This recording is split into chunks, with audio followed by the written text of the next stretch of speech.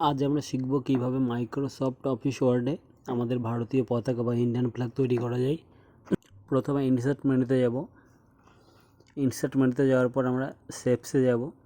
শেপসে click করার পর এখানে আমরা অনেকগুলো শেপ দেখতে পাবো, যেটা দিয়ে পতাকা তৈরি হবে সেরকম আমি একটা শেপ নিয়ে নেব। আমি এই শেপটা চুজ করলাম। এবার এটা ক্লিক করব। ক্লিক করার পর মাউস দিয়ে ড্র্যাগ করে দেবো। মাউসের বাঁ দিকের বাটন চেপে হালকা টেনে দেব। দেওয়ার পর পেজটাকে একটু জুম আউট করে নেব। জুম আউট করলে আমরা যাতে পুরোপুরি ভালোভাবে দেখতে পাই সেটা করব। এরপর এটা আমি ঠিক পজিশনে বা ঠিক সাইজ মতো একটা সাইজ নিয়ে আমি এটাকে রেখে দেব। এরপর আমি এটার উপর রাইট ক্লিক করব। রাইট ক্লিক করার পর কপি করব। এরপর আবার রাইট ক্লিক করে পেস্ট করব। পেস্ট করলে আমাদের আরও একটা শেপ চলে আসলো। এবার এটাকে টেনে ঠিক জায়গা মতো বসিয়ে দেবো, দিয়ে আবার রাইট ক্লিক করে পেস্ট করব।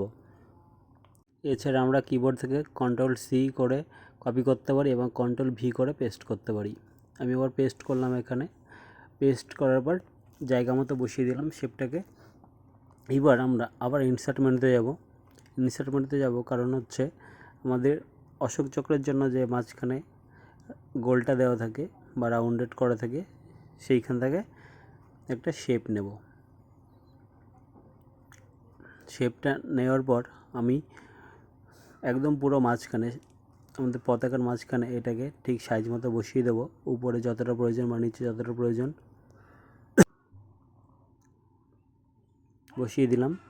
এবার হালকা নিচের দিকে টেনে দেবো যাতে পুরোপুরি দুই দাগের সাথে ঠেকে থাকে শেপটা।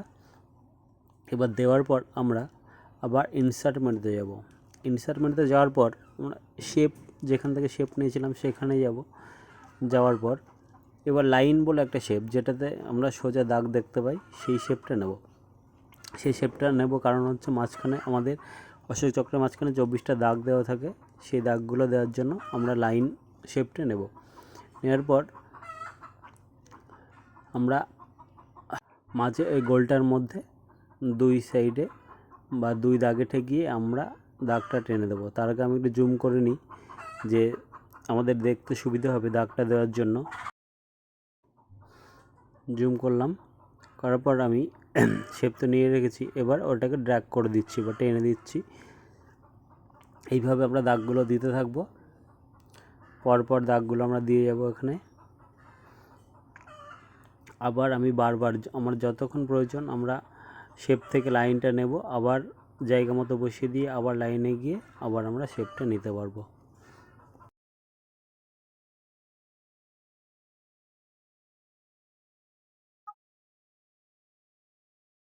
আমার এখানে দাগগুলো দেওয়া হয়ে গেল। এবার আমি শেপ ফিল থেকে আমি পতাকার কালারগুলো দিয়ে দেবো। প্রথমে আমরা গেরুয়া কালার দিয়ে দিলাম, তারপর নিচের শেপে ক্লিক করে আবার শেপ ফিল থেকে সবুজ কালার দিয়ে দিলাম। এবার আমি একটা একটা করে দাগগুলো সিলেক্ট করব। আমি শিফট চেপে প্রত্যেকটা দাগের উপরে ক্লিক করছি। ক্লিক করার পর আমাদের ওখান থেকে শেপ আউটলাইন বলে যে অপশনটা রয়েছে সেখান থেকে আমি কালার করে দেবো। আমি এখান থেকে ব্লু কালার করে দিলাম। এইবার আমরা দেখতে হবে এখানে কয়েকটা বাদ চলে গেছে, সেইগুলো আমি আবার সিলেক্ট করব। আবার শিফট চেপে সেই দাগগুলোতে ক্লিক করব। ক্লিক করার পর সিলেক্ট হয়ে গেলে আমি শেপ আউটলাইন থেকে দাগের কালারগুলো দিয়ে দেবো। আমি একটু রানিংয়ে দাগগুলো দিয়েছি বলে সবগুলো সোজা হয়নি, হয়তো কিছুটা গ্যাপ ছোট বড় হয়ে গেছে বা ফাঁকাটা বেশি কম হয়ে গেছে। একটু সময় নিয়ে করলে ওটাও ঠিক করা যাবে বা সুন্দর হবে। এবার আমরা এখান থেকে স্ট্যান্ড তৈরি করবো। আমাদের ফ্ল্যাগ আছে, ফ্ল্যাগের স্ট্যান্ড তৈরি করে নেব। জুম করে দেখে নিলাম আমি পতাকাটা।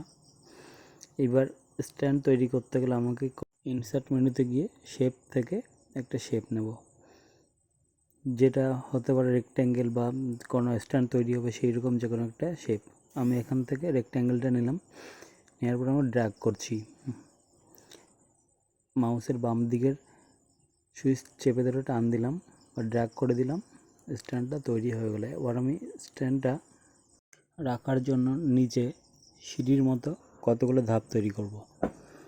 আবার ইনসার্ট মেনু থেকে আমি শেপ যেই রয়েছে শেপগুলোর থেকে রেক্ট্যাঙ্গেল শেপটি নিয়ে আমি ছোট বক্স আকারের একটা স্টেপ তৈরি করলাম। পরবর্তীতে এর থেকে একটু বড় স্টেপ তৈরি করব।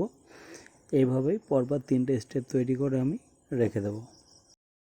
এরপর ফরম্যাট মেনু থেকে শেপ ফিলে গিয়ে আমি স্ট্যান্ডের কালারগুলো চেঞ্জ করে দেব বা কালার দিয়ে দেব। ফরম্যাট মেনুতে গিয়ে শেপ ফিল থেকে আমি একটা কালার চুজ করলাম। এইগুলোই আমি সিঁড়ির ধাপে ধাপে দিয়ে দেবো এবং স্ট্যান্ডটায় দিয়ে দেবো।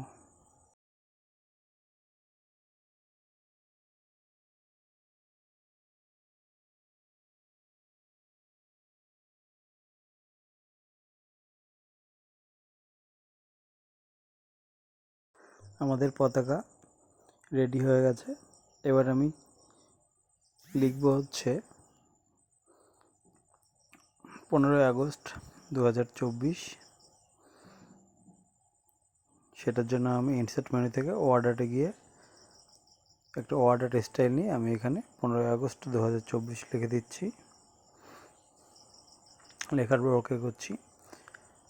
ওকে করার পর আমরা টেক্সট র্যাপিং থেকে ইন ফ্রন্ট অফ টেক্সট করে দিলাম, যাতে আমাদের লেখাটা সামনের দিকে উঠে আসে। এবার একটা সাইডে সরিয়ে দিয়ে আমি এটার কালার চেঞ্জ করে দেব।